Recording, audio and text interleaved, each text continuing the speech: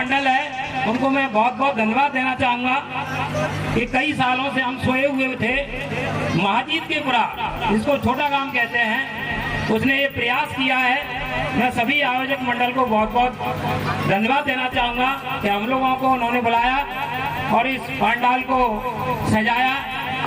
अब मैं थोड़ा प्रकाश डालता हूँ कि हम जन्म से राजपूत हैं, लेकिन जब मैं देखता हूँ 25 साल से मैं धौलपुर जिले में पूरे टीचरों को ट्रेनिंग देता हूँ, लेकिन जब वहाँ संख्या बल देखता हूँ मैं अपने समाज का, तो वो 2-4 दिखते हैं।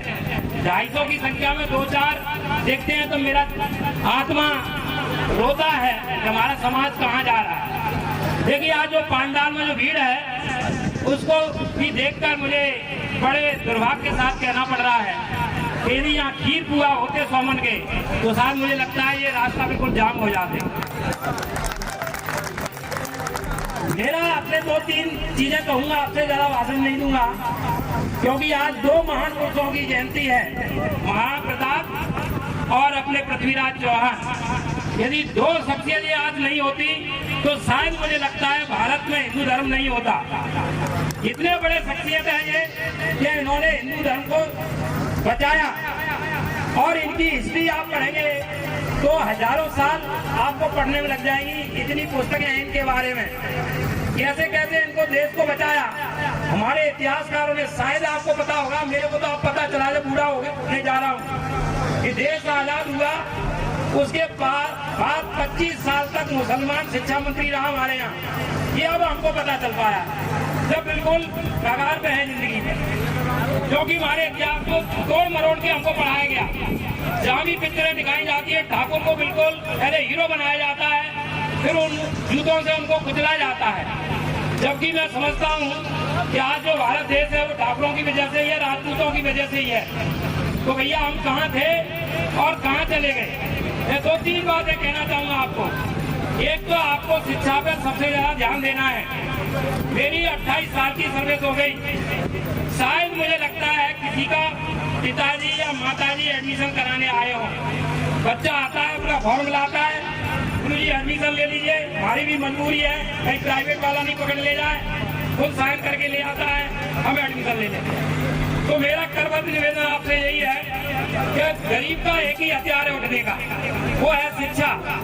शिक्षा के द्वारा आप कितना भी ऊपर उठ सकते हैं। मैं अभी देख रहा हूँ कि इस इलाके में शिक्षा की कमी है, इसलिए आज ये पंडाल भरा नहीं है। कोई भी किसी भी समाज का जो प्रोग्राम होता है और वो यदि व्हाट्सएप पे भी देख लेते हैं तो रास्ते जाम हो जाते हैं। ये बच्चे कितने दिनों से लगे हैं, फिर भी पंडाल में इतनी भीड़ नहीं है जितनी हमें आशा थी। लेकिन खैर कोई बात नहीं है, शुरुआत अच्छी की है। आज 500 हुए हैं, कल 1000 होंगे और धीरे धीरे पूरा पंडाल भर जाएगा। तो एक तो मैं कहना चाहता हूँ, केवल लड़कों पे ही ध्यान नहीं दें, लड़कियों पे भी ध्यान दें, क्योंकि लड़का एक ही घर का उद्धार करता है, लड़की 2 घर का उद्धार करती है, अपने पिताजी के घर का और ससुराल के घर का। तो बच्चियों पे भी पढ़ाने पे ध्यान दें आप। जो कॉलेज खुला था, अभी साजन भाई ने कहा था, मेरे कुछ गुरुजी आए थे राजस्थान यूनिवर्सिटी से, मैंने कहा भाई एक कॉलेज को कम से कम राजा खेड़ा में करवाई दो। बड़ी कोशिश की, एडमिशन नहीं हुए, 2 जीपें हमने घुमाई। जब एडमिशन हुए 700 बच्चे हमारे कॉलेज में पढ़ रहे हैं। कुछ लोगों को, हमारे राजपूतों को ये भी नहीं पता है कि डोंगरपुर पे क्या है। पूछते हैं, अरे भैया डोंगरपुर पे क्या बन गया है, उनको ये नहीं पता है कॉलेज यहाँ खुल चुका है, कितनी साल हो गई। तो भैया मेरा सबसे कहना यही है, सबसे बड़ी पूंजी आपका क्या है, आपके बच्चे हैं। बच्चों पे आप पैसा खर्च करिए, बच्चों पे ध्यान दीजिए, बड़े बुजुर्गों का आप आदर सम्मान करिए। जिस घर में बड़े बूढ़ों का आदर नहीं है, मैं गारंटी के साथ कह सकता हूँ वो घर कभी भी पनपेगा नहीं। मैं देखता हूँ 750 की जो पेंशन मिलती है उससे भी लड़ाई झगड़े हो रहे हैं। तो मेरा आपसे करबद्ध निवेदन है, पैसा बच्चों पे खर्च करें, अपने बड़े बूढ़ों का आदर करें, तभी हमारी सच्ची श्रद्धांजलि होगी। और ऐसे कार्यक्रम होते रहे जिससे हमारे को जागृति आए, हमारे बच्चों में जागृति आए। कुछ लोग जो बुजुर्ग हैं उनकी तो कट गई, लेकिन आगे मुझे लग रहा है हमारा समाज इतना गर्त में जा रहा है। रोजाना लड़ाइयाँ होती हैं। अभी मैं रोजाना अखबार पढ़ता हूँ, जितने भी केस हो रहे हमारे राजपूतों में हो रहे हैं, कोई अपहरण कर रहा है, कोई चोरी कर रहा है, कोई गोली दे रहा है, थाने में ला रहे हैं, 1 लाख 2 लाख रुपए का सवाल हो रहा है। मेरा करबद्ध निवेदन है, भाई को भाई समझकर जहाँ भी जरूरत हो उसका सहयोग करें, क्योंकि दुनिया अपने अपने की कर रही है।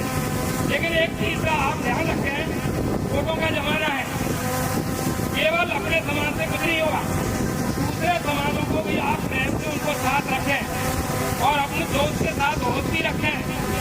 सभी लोगों को एकत्रित करके उनका भी सम्मान करें और आगे बढ़ें।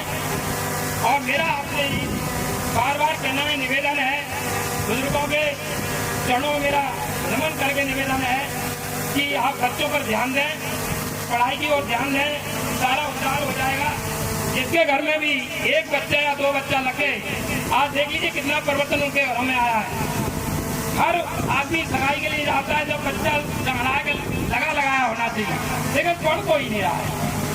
आप थोड़ा ध्यान दें, पढ़ाई में हम कभी भी पीछे नहीं रहे, हमारे बच्चे बहुत होशियार हैं, लेकिन थोड़ी सुविधाओं की कमी है। तो मैं मंच से भी आकर चाहूंगा, क्योंकि ये मंच कोई हल्की नहीं है, पूरे राजस्थान में आगाज करेगी। अपने समाज के लिए जो भी पैसा खर्च करना है, समाज का एक कोष बनाए, जहाँ भी जरूरत हो, कोई बच्चा गरीब है, पढ़ने में होशियार है, तो उसका सहयोग करें। यदि वो आगे जाके कोई अफसर बनेगा तो अपने समाज का भला करेगा। तो इन चीजों पे आप ध्यान रखेंगे। काफी वक्ता बैठे हुए हैं, ज्यादा समय नहीं है। इसी शब्दों के साथ मैं अपनी वाणी को विराम देता हूँ। जय हिंद, जय भारत।